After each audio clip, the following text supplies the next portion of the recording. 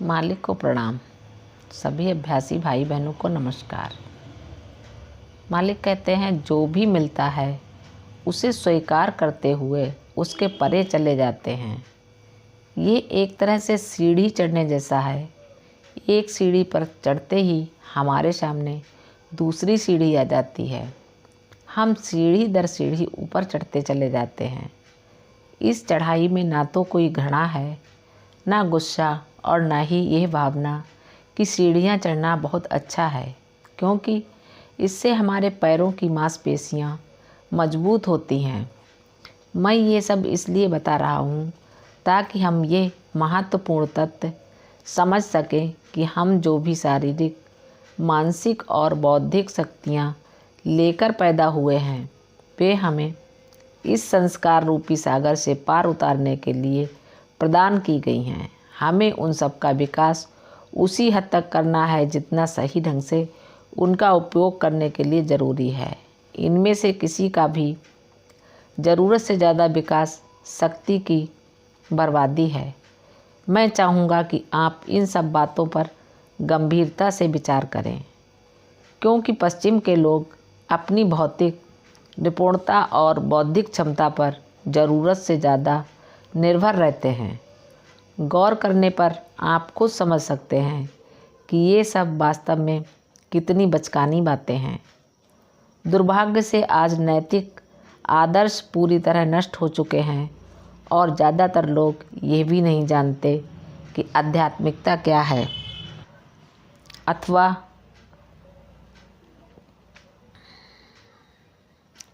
ऐसी कोई चीज़ है भी या नहीं। ये तो ऐसा है जैसे कोई बढ़ई अपने औजार लगातार तेज करता रहे, लेकिन उससे आगे कुछ भी न करे। जब किसी काम के लिए उन औजारों का उपयोग नहीं करना है तो भला ऐसे तेज औजारों का क्या फ़ायदा। ज़्यादा से ज़्यादा हम आने वालों के सामने इनका प्रदर्शन कर सकते हैं। आज हम यही करते फिर रहे हैं। अपने शरीर का दिखावा, अपनी बुद्धि का दिखावा। हमारे पास आज दिखाने के लिए ऐसी तमाम चीज़ें हैं जिनका कोई उपयोग नहीं है, लेकिन आध्यात्मिकता कहती है ऐसी चीज़ का विकास करो जिसे केवल दूसरा विकसित इंसान ही देख सके। और सहज मार्ग के आध्यात्मिक अभ्यास में हम यही करने का प्रयत्न करते हैं। अगर इजाज़त दें तो मैं एक सुझाव और देना चाहूँगा। प्रेम ऐसा ही होना चाहिए, सबकी नज़रों से छिपा। प्रेम में आडंबर या दिखावे का क्या मतलब है। आखिर हम किसे बताना चाहते हैं कि हम किसी से प्यार करते हैं। ये सब दिखावा, अच्छा कहा जाए तो हास्यास्पद है और बुरा कहा जाए तो अश्लीलता की हद तक बुरा है। इस टिप्पणी के लिए मुझे क्षमा करें, लेकिन ये सच है। प्रेम तो बहुत ही पवित्र है, हर गुण से परे है। मैंने आज सुबह आपको बतलाया था कि यह हर इंसान में व्याप्त है। यदि यह सब में मौजूद है, फिर हर एक के सामने इसका दिखावा करने और अपनी सेखी बघाड़ने की क्या ज़रूरत है। अपनी पराकाष्ठा पर तो प्रेम इतना पवित्र हो जाता है कि यह केवल प्रेमी और प्रेम मात्र तक ही सीमित रहता है। तीसरे इंसान को उसे जानने की न तो ज़रूरत है और न ही हक। देखिए, पूरब में प्यार को गुप्त रखने का कारण इसे शर्मनाक मानना नहीं, इसकी पवित्रता को बनाए रखना है। और पश्चिम में आप खुद ही सोचिए कि इसका इतना खुला प्रदर्शन क्यों है, सरेआम इसका दिखावा क्यों है।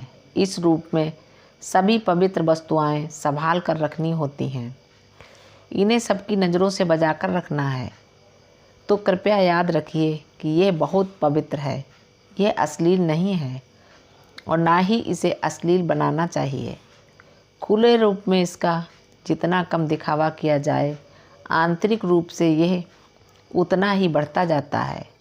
इसलिए अगर कोई सचमुच प्रेम विकसित करना चाहता है तो उसे हर तरह का बाहरी दिखावा छोड़ देना चाहिए, क्योंकि केवल तभी यह निरंतर बढ़ता चला जाता है तो ये भी एक रहस्य है।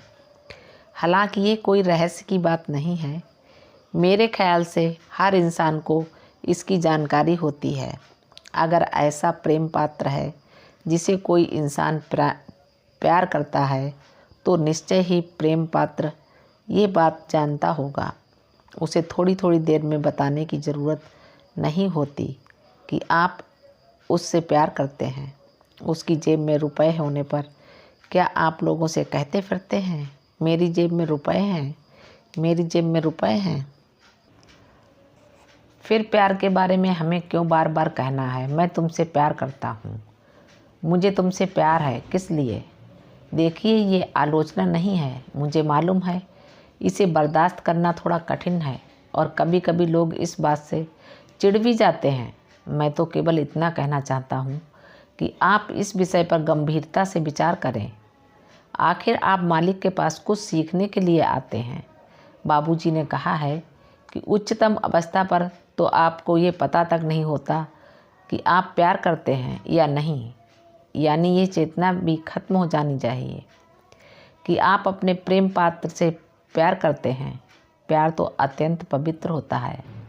जैसा कि मालिक ने कहा है, आप किसी से प्यार करते हैं, इस बात का एहसास ही प्यार को अपवित्र कर देता है। ये जानकारी ही सच्चे प्यार का महत्व कम कर देती है।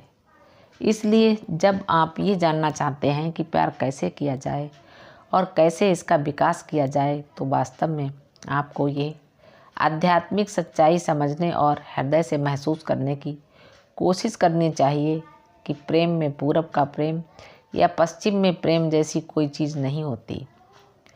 प्रेम तो मानवीय है, मानव स्वभाव है। मानवीय स्तर पर यह अनेक कलुषित रूप में प्रकट होता है। लेकिन जब हम दिव्य बनना चाहते हैं तो हमारे साथ साथ हमारा प्रेम भी दिव्य बन जाना चाहिए। अन्यथा हमारा सारा प्रयास केवल समय की बर्बादी बनकर रह जाएगा। इसलिए ज़रूरी है कि पहले हम इसे ठीक तरह से समझ लें, फिर इन सिद्धांतों को अपने जीवन में उतारने का प्रयत्न करें। ये आवश्यक है कि हमारे अभ्यासी भाई बहन इन सिद्धांतों को अपने जीवन में उतारने की कोशिश करें। इस बारे में मैं आपको एक आश्वासन देना चाहूँगा कि अगर आप में इन सिद्धांतों का अभ्यास करने का साहस और विश्वास है तो जीवन में बढ़ते हुए प्रेम के रूप में इसका असीमित लाभ आपको अवश्य प्राप्त होगा। आपके जीवन में प्रेम कभी कम नहीं होगा। इस बात के लिए मैं आपको पूरा आश्वासन देता हूँ। आजकल तो ये मूर्खतापूर्ण प्रेम या सड़क छाप प्रेम बढ़ रहा है। इसका कारण हमारा बढ़ता हुआ ये डर है कि अगर हम ऐसा नहीं करेंगे तो प्रेम नहीं पा सकेंगे।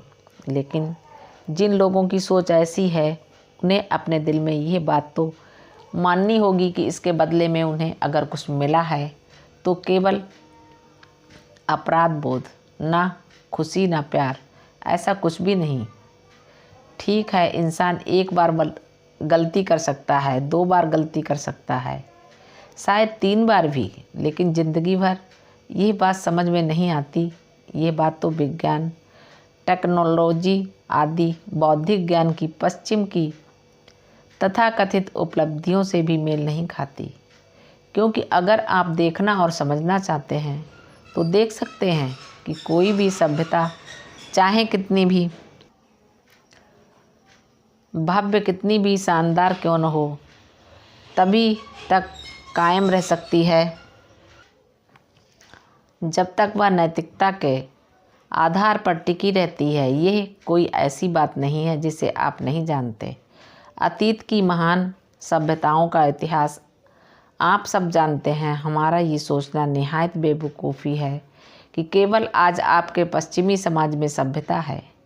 बेवकूफ़ी से भी बढ़कर ये अहंकार है। अतीत में भी अनेक महान सभ्यताएं हुई हैं और हम सब जानते हैं कि जब उनकी ताकत चरम शिखर पर पहुंच गई तो वे विषय वासनाओं के चंगुल में फंस गए, वासनाओं के गुलाम बन गए और उनकी सभ्यता का पतन हो गया। मैं आपको ये बात सिर्फ इसलिए बता रहा हूँ कि ऐसा नहीं है कि केवल आपका निजी विकास दांव पर नहीं लगा है, बल्कि पूरी मानव जाति का विकास दांव पर लगा हुआ है। भोग विलास और आकांक्षा दोनों कभी साथ साथ नहीं चल सकती। आध्यात्मिकता का मानना है कि अगर आप खुशी और आनंद ढूंढते रहेंगे तो आपका अंत निश्चित है, जबकि विकास की आकांक्षा रखने पर आप सुख भी हासिल कर सकते हैं। ये दिव्य सुख है, शाश्वत सुख है। जबकि आज जिस सुख को हम अपने आसपास देख रहे हैं वह क्षणिक, नाशवान और क्षणभंगुर है। मैं ये खुशखबरी देना चाहता हूँ कि आध्यात्मिकता सुख से इनकार नहीं करती। वह केवल इतना कहती है, मेरे दोस्त, भौतिकता में इसकी तलाश मत करो। आखिर भौतिक सुखों का उपभोग तुम कब तक कर सकोगे? उस सुख की तलाश करो जिसका उपभोग अंतकाल तक किया जा सके। इसलिए आध्यात्मिकता का यही संदेश है और आध्यात्मिक जीवन का यही वायदा, यही आश्वासन या भौतिक जीवन त्याग देने पर हम दिव्य जीवन प्राप्त कर सकते हैं। तो देखिए, आध्यात्मिकता जहाँ एक हाथ से हमारे तुच्छ आनंद लेती है, वहीं दूसरे हाथ से वैसा ही आनंद अलग तरीके से, अलग रूप में कई गुना, करोड़ों गुना बढ़ाकर लौटा देती है। मालिक का यही संदेश है। इन्हें हमें अच्छी तरह से समझने की कोशिश करनी है, इनका अभ्यास करना है और आध्यात्मिक रूप में अपना जीवन सफल बनाना है। धन्यवाद। मालिक को प्रणाम। सभी अभ्यासी भाई बहनों को नमस्कार।